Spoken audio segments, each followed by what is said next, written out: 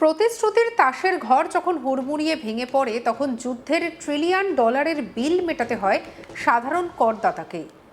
President Donald ট্রাম্পের দ্বিতীয় দফায় ক্ষমতায় আসার পেছনে সবথেকে বড় রাজনৈতিক স্লোগানটি ছিল আমেরিকাকে আর কোনো শেষহীন বা চিরন্তন যুদ্ধে জড়ানো হবে না।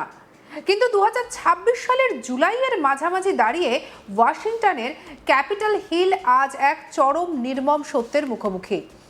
ইরান যুদ্ধের বহর এখন পেন্টাগনের হিসাবের খাতাকে শুধু উল্টে পাল্টে দেয়নি, ট্রাম্প প্রশাসনের নীতি এবং নেতৃত্বকে সরাসরি আমেরিকার সেনেটার কাঠগড়ায় দাঁড় করিয়ে দিয়েছে।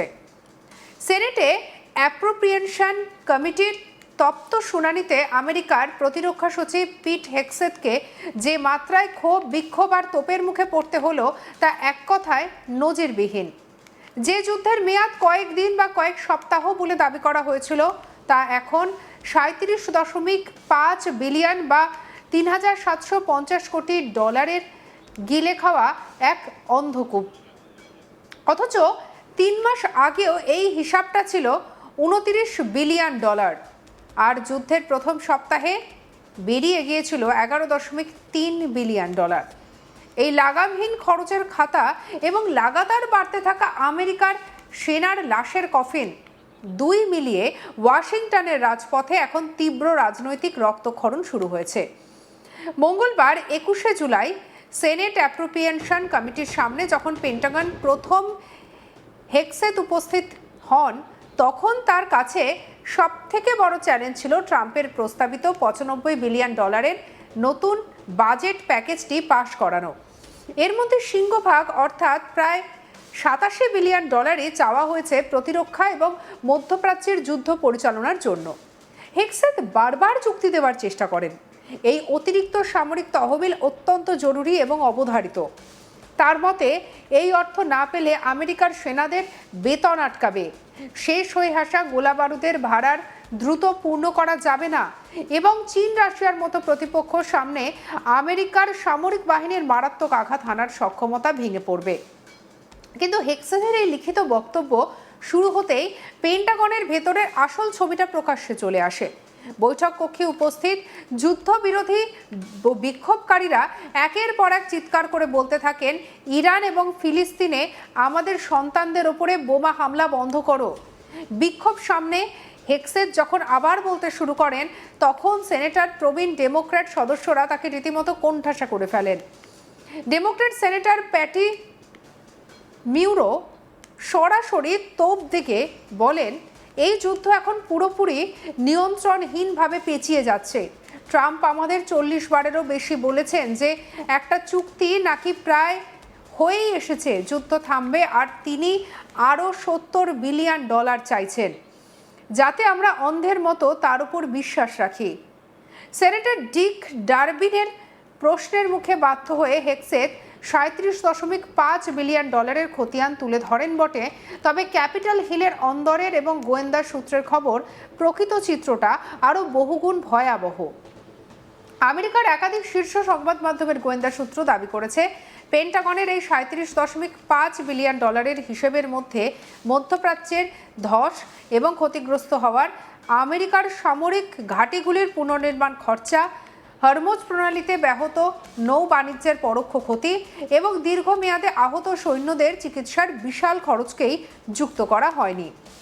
আমেরিকার সাধারণ মধ্যবিত্ত পরিবারগুলো যখন মূল্যস্ফীতির চাপে হাঁসফাঁস করছে, পেট্রোলের লিটার প্রতি দাম যখন আকাশ ছুঁয়েছে, ঠিক তখনই যুদ্ধের পেছনে এই লাগামহীন অপচয় নিয়ে সরব হয়েছেন নিউ ইয়র্কের Democrat senator Kirsten গিলব্র্যান্ড।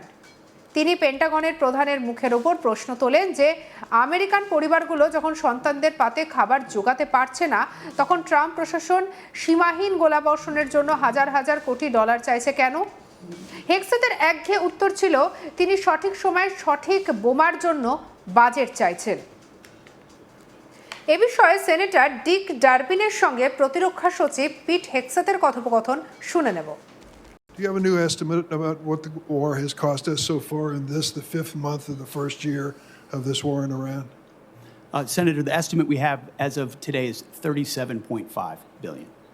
And is the current activity, which we've been told about, the exchange of fire back and forth, in Iran an indication that that number is going to go up in the months ahead?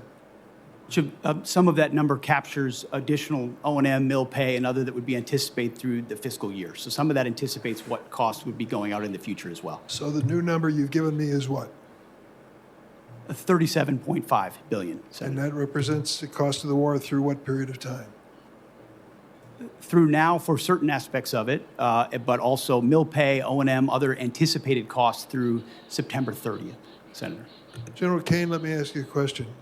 Undertaking a historic effort like this, of this scope and scale, of course, the Strait of Hormuz was front and center in every single aspect of that.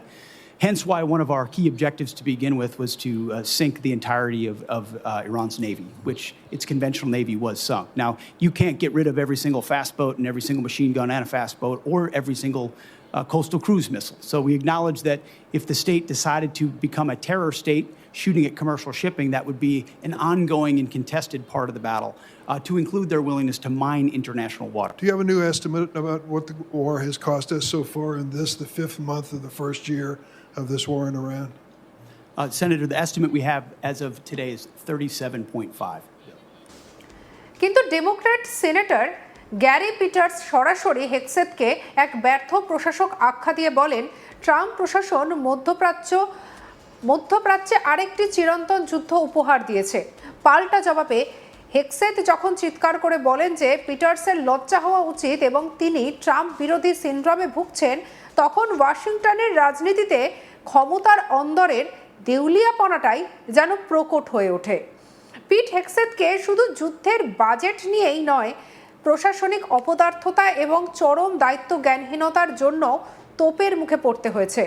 আমেরিকার senator Democratic leader চক শুমার Capitol হিলের সামনে Pentagon প্রধানকে যে রাজনৈতিক তোপ দাগেন তা পেন্টাগনের ভাবমূর্তিকে কার্যত ধুলোয় মিশিয়ে দিয়েছে।